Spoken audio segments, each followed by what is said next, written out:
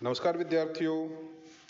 राजकीय महाविद्यालय जैतारण की तरफ से संचालित आज की ई क्लास में आपका स्वागत है। आज की इस ई क्लास में हम भारत में नवजागरण के अग्रदूत, सुधार आंदोलन के प्रवर्तक तथा आधुनिक भारत के पहले महान नेता राजा राम मोहन रॉय के बारे में चर्चा करेंगे। पहले हम उनके प्रारंभिक जीवन के बारे में देखते हैं। जैसा कि आप जानते हैं, भारत में सुधार आंदोलन का प्रारंभ बंगाल से हुआ तथा बंगाल में भी इन आंदोलन का नेतृत्व सर्वप्रथम राजा राम मोहन रॉय ने किया। इसी कारण राजा राम मोहन रॉय को भारत के नवजागरण का अग्रदूत तथा आधुनिक भारत का पहला महान नेता कहा जाता है। जहाँ तक उनके जन्म का संबंध है, उनका जन्म 1772 ईस्वी में पश्चिम बंगाल के हुगली जिले के राधानगर में एक ब्राह्मण परिवार में हुआ। उनके पिताजी बहुत संपन्न थे तथा उनकी शिक्षा पर समुचित ध्यान दिया गया। राजा राम मोहन रॉय को लगभग 12 भाषाओं का ज्ञान था, जिनमें संस्कृत, अरबी, फारसी, फ्रांसीसी, लैटिन, हिब्रू आदि कई भाषाएं थीं। अपने पिता की मृत्यु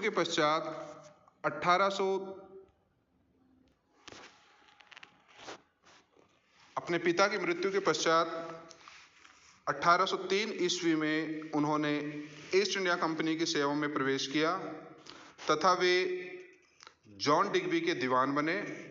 1814 तक उन्होंने ईस्ट इंडिया कंपनी की सेवा की। इसी दौरान उन्होंने 1803 ईस्वी में, और कुछ ग्रंथों ने 1809 ईस्वी दे रखा है, अपना पहला ग्रंथ फारसी भाषा में तुहफात उल मुहावदीन अर्थात एकेश्वरवादियों का उपहार, गिफ्ट टू द मोनोथिसिस्ट नामक पुस्तक की रचना की, जिसमें उन्होंने मूर्ति पूजा का खंडन किया। 1814 के पश्चात उन्होंने कई संस्थाओं की स्थापना की, जिनमें प्रमुख है 1815 में स्थापित आत्मीय सभा, 1816 में स्थापित वेदांत सोसाइटी तथा 1821 में स्थापित कलकत्ता यूनिटेरियन कमेटी, जिसमें एकेश्वरवाद पर जोर दिया गया था। 1823 में उन्होंने प्रिसेप्ट्स ऑफ जीसस नामक ग्रंथ की रचना की, जो कि जॉन डिग्बी के प्रयासों से लंदन में प्रकाशित हुआ। इसके पश्चात राजा राम मोहन रॉय ने 20 अगस्त 1828 को ब्रह्म सभा की, जिसको ही बाद में ब्रह्म समाज के नाम से जाना गया। इसकी विस्तृत चर्चा आगे करेंगे। 1831 ईस्वी में भारत में मुगल सम्राट अकबर द्वितीय ने अपनी पेंशन संबंधी समस्या को दूर करने के लिए राजा राम मोहन रॉय को इंग्लैंड में ब्रिटिश सम्राट विलियम चतुर्थ के दरबार में भेजा तथा उन्हें राजा की पदवी से विभूषित किया। राजा राम मोहन रॉय प्रथम भारतीय थे जो समुद्र मार्ग से इंग्लैंड पहुंचे। 27 सितंबर 1833 को ब्रिस्टल में मस्तिष्क ज्वर से उनकी मृत्यु हो गई। सुभाष चंद्र बोस ने उन्हें युगदूत की उपाधि से सम्मानित किया था।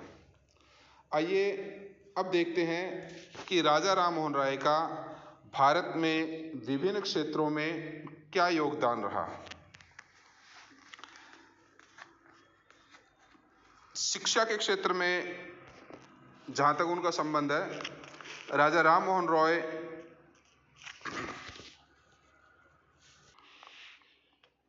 आधुनिक शिक्षा के समर्थक थे। उन्होंने कलकत्ता में डेविड हेयर के सहयोग से हिंदू कॉलेज की स्थापना की, जिसमें आधुनिक शिक्षा प्रदान की जाती थी। इसके पश्चात 1825 में उन्होंने वेदांत कॉलेज की स्थापना की। शिक्षा के अलावा साहित्य और पत्रकारिता में भी राजा राम मोहन राय का महत्वपूर्ण योगदान दिया। जहाँ तक साहित्य का संबंध है, उन्होंने वेदांत और उपनिषदों में का बांग्ला भाषा में अनुवाद किया तथा पहली बार गद्य साहित्य को प्रोत्साहित किया। जैसे कि मैंने पहले बताया कि इससे पहले वो 1803 ईस्वी में फारसी भाषा में फुतहात उल मुहावदीन की रचना कर चुके थे तथा 1820 ईस्वी में उन्होंने बाइबल के आधार पर प्रिसेप्ट्स ऑफ जीसस नामक पुस्तक की रचना की थी। राजा राम मोहन रॉय को पत्रकारिता का अग्रदूत भी माना जाता है। समाचार पत्रों की आज़ादी के लिए उन्होंने जन जागरण को प्रोत्साहित किया। उनके द्वारा प्रकाशित प्रमुख समाचार पत्रों में दिसंबर 1821 में साप्ताहिक पत्रिका संवाद कौमुदी प्रमुख है, जिसके माध्यम से उन्होंने सती प्रथा का प्रचार किया था। 1822 ईस्वी में उन्होंने फारसी भाषा में मिरात उल अखबार का प्रकाशन किया तथा अंग्रेजी भाषा में ब्रह्मनिकल मैगजीन को प्रकाशित किया। इसके अलावा उन्होंने हिंदू उत्तराधिकार नियम नामक पुस्तक का भी प्रकाशन किया। जहाँ तक राजा राम मोहन रॉय के धार्मिक सुधारों का संबंध है, राजा राम मोहन रॉय एक प्रकार से समन्वयवादी विचारक थे। उन्होंने नेपाल से बौद्ध धर्म का या बौद्ध दर्शन का ज्ञान प्राप्त किया था तथा उनका झुकाव ईसाई धर्म की ओर भी हो गया था। किंतु जब एक बार यूनिटेरियन चर्च से वो वापस लौट रहे थे तो उस समय ताराचंद्र चक्रवर्ती तथा चंद्रशेखर देव ने उन्हें एक ऐसे पूजा स्थल की स्थापना करने का सुझाव दिया जो न हिंदू हो और न ही ईसाई। इस आधार पर 20 अगस्त 1828 को ब्रह्म समाज की स्थापना की गई। मैं बार बार इसलिए बोल रहा हूँ कि पहला नाम इसका मूल नाम ब्रह्म सभा था तथा प्रसिद्ध नाम इसका ब्रह्म समाज था। ब्रह्म समाज का स्वरूप भारतीय था तथा इसका मुख्य उद्देश्य हिंदू धर्म को रूढ़ियों अंधविश्वासों से मुक्त करके उसके स्वच्छ और सुधरा हुआ स्वरूप प्रदान करना था। राजा राम मोहन रॉय ने ब्रह्म समाज के माध्यम से मूर्ति पूजा, अवतारवाद, बहुदेववाद आदि का खंडन किया तथा ईश्वर की एकता पर बल दिया। राजा राम मोहन राय उपनिषदों में गहरा विश्वास करते थे।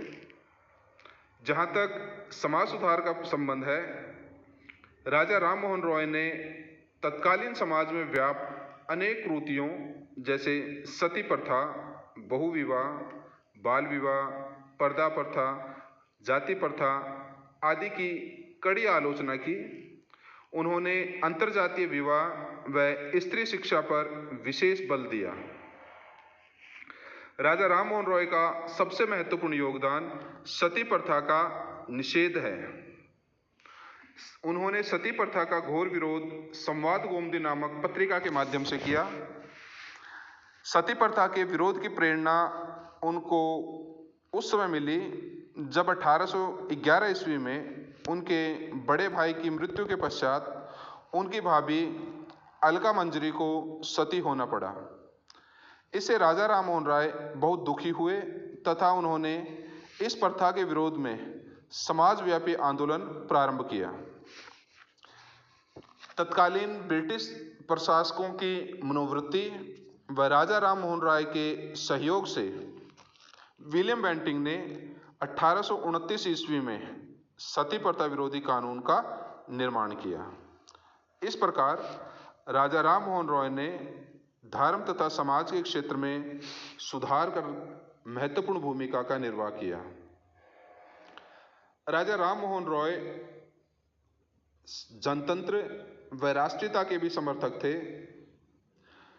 1823 ईस्वी में एडम्स ने प्रेस अध्यादेश जारी करके समाचार पत्रों की आज़ादी पर प्रतिबंध लगाने का प्रयास किया, जिसके विरोध में द्वारकानाथ टैगोर ने उच्चतम न्यायालय में अपील की थी, परंतु वहां उनकी अपील खारिज हो गई तथा राजा राम मोहन राय ने इसके विरुद्ध प्रीवी काउंसिल में अपील की। राजा राम मोहन रॉय ने 1827 ईस्वी के जूरी एक्ट का भी विरोध किया, क्योंकि यह एक्ट हिंदुओं और मुसलमानों में मतभेद करता था। आरसी मजूमदार, जो कि प्रसिद्ध इतिहासकार हैं, उनका मत है कि राजा राम मोहन रॉय पहले ऐसे भारतीय थे जिन्होंने देश की समस्याओं को अंग्रेजी सरकार के समक्ष रखा। कुछ विद्वानों की यह मान्यता है कि 1833 के चार्टर में भारतीयों के हितों से संबंधित कुछ प्रावधानों को शामिल करवाने में भी राजा राम मोहन रॉय का प्रभाव था।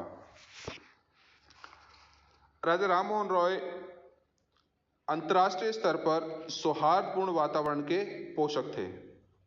यह कहा जाता है कि अंतर्राष्ट्रीय विवादों को सुलझाने के लिए उन्होंने अंतर्राष्ट्रीय कांग्रेस की स्थापना का सुझाव दिया था।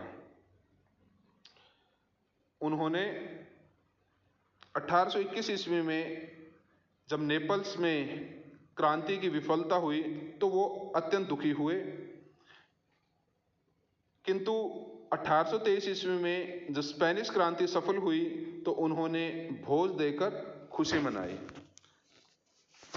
इस प्रकार राजा राम मोहन रॉय एक राष्ट्रीय नहीं बल्कि अंतर्राष्ट्रीय स्तर के विचारक थे। अब जहां तक राजा राम मोहन रॉय के मूल्यांकन का प्रश्न है, मिस कोलेट का मानना है कि राजा राम मोहन रॉय प्रतिक्रिया और प्रगतिशीलता के मध्य का बिंदु थे। वस्तुतः उस समय यानी राजा राम मोहन रॉय के समय भारत ने प्रतिक्रियावादी युग से निकलकर आधुनिक युग में प्रवेश किया, इसलिए उन्हें आधुनिक युग का अग्रदूत व पुनर्जागरण का जनक कहा जाता है। आज की ई क्लास में इतना ही। अगली क्लास में हम आर्य समाज के बारे में अध्ययन करेंगे। छात्र ध्यान देंगे कि जब हम ब्रह्म समाज के बारे में चर्चा करते हैं तो ब्रह्म समाज का योगदान राजा राम मोहन राय के पश्चात भी है और उसका हम विस्तृत विवरण किसी अन्य क्लास में करेंगे। इस अध्याय में हमने मुख्य रूप से राजा राम मोहन रॉय के व्यक्तिगत जीवन तथा सामाजिक, धार्मिक, शैक्षिक, समाचार पत्रों, साहित्य इत्यादि विभिन्न क्षेत्रों में किए गए योगदान के बारे में चर्चा की है। आज की क्लास में इतना ही। धन्यवाद।